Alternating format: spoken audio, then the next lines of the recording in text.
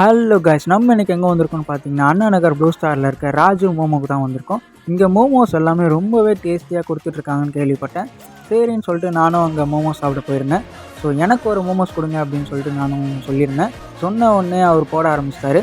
So ரொம்பவே யூனிக்காக போட்டுட்ருந்தார். எப்படின்னா அனல் பறக்க போட்டுட்ருந்தார்.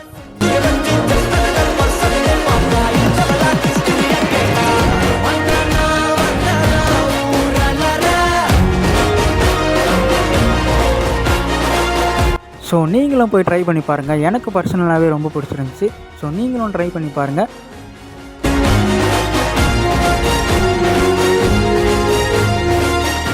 மறக்காம கேண்டி பாய் சேனல் சப்ஸ்கிரைப் பண்ணுங்கள்.